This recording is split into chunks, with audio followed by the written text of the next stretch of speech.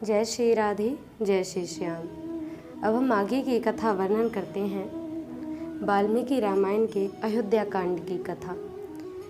अब प्रभु श्री राम मैया सीता और लक्ष्मण के साथ महाराज दशरथ के महल की ओर जाने लगे। सुमंत्र जी से कहा कि जाओ जाकर के आप महाराज को सूचना दो कि उनका पुत्र उनसे भेंट करना चाहता है। जैसे ही सुमंत्र जी ने कैकेयी के महल में प्रवेश किया, मानो महाराज दशरथ की तो ऐसी दशा थी जैसे सूर्य को राहु ने ग्रस्त कर लिया हो। महाराज दशरथ की ऐसी दशा देख करके महाराज से कहा कि प्रभु राम जी आपसे भेंट करना चाहते हैं। प्रभु श्री राम ने भीतर प्रवेश किया और कहा कि पिताश्री, मैं आपसे वन जाने के लिए आज्ञा लेने आया हूँ।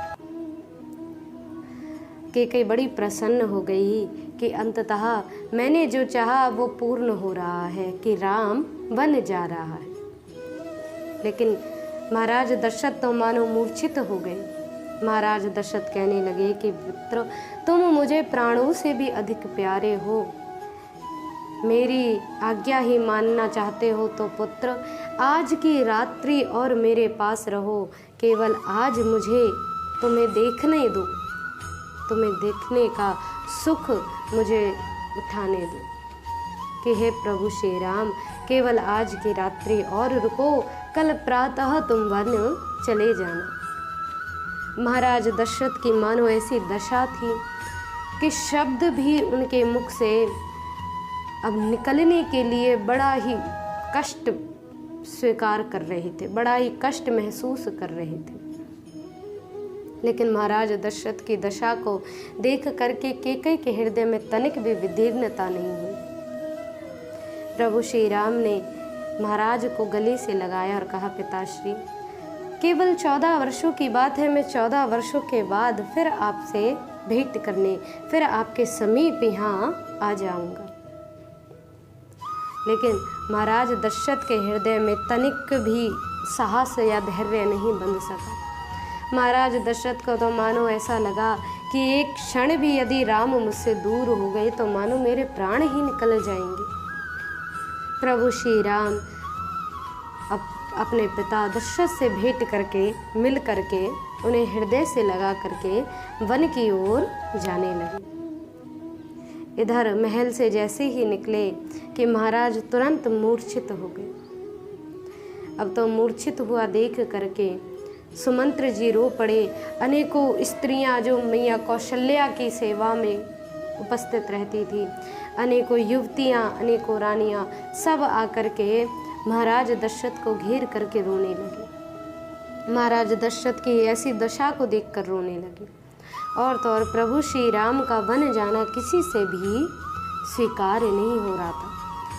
लेकिन कैकेयी की आंखों में आज एक भी अश्रु नहीं। सुमंत्र जी रोते हुए कैकेयी को समझाने लगे कि अरे रानी, तुम ऐसा अहित क्यों कर रही हो? क्या तुम्हें महाराज की दशा पर तनिक भी विदीर्णता नहीं होती? क्या तुम्हें तनिक भी ये तरस नहीं आता कि महाराज के प्राण ही चले जाएंगे तो इस राज्य का तुम क्या करोगी? लेकिन कैकेयी अपने निर्णय से टस से मस ना हो। आज कैकेयी इतनी कठोर बन गई कि कैकेयी को पिघलाना किसी के शब्दों में नहीं। कैकेयी इधर मन में बड़ी प्रसन्न हो रही थी कि प्रभु श्री राम को जाते देख दशरथ की फिर मूर्छा खुली तो दशरथ को एहसास हुआ और बोले कि सुमंत्र, ऐसा कार्य करो कि जाओ जाकर के मेरे पुत्र राम के साथ में अन्न धन का भंडार, राजधन और राज भंडार सब उनके साथ भेज दो। लेकिन कैकेयी को ये स्वीकार्य नहीं हुआ।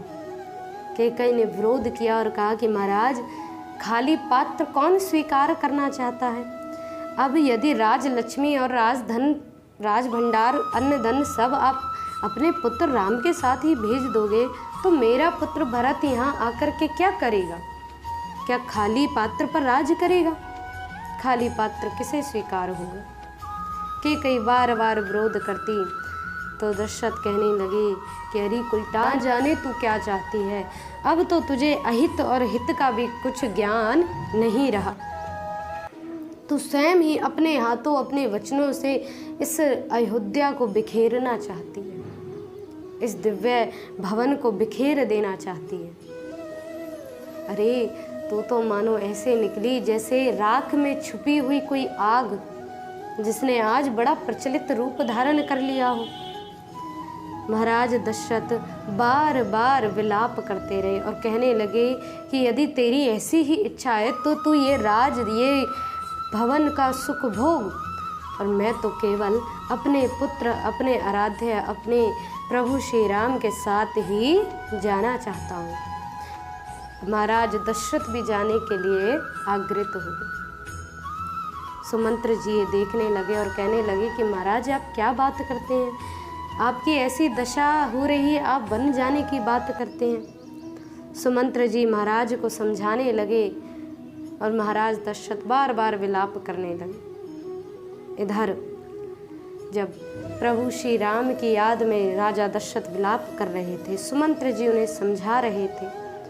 अब आगे की अयोध्या की क्या लीलाएं होती हैं, आगे वाल्मीकि रामायण में क्या कथाएं हैं, वो हम अगली वीडियोज़ में आपसे वर्णन करेंगे। तब तक के लिए आप ऐसी दिव्य कथा को श्रवण करते रहें, आनंदित रहें। जय श्री राधे, जय श्री श्याम।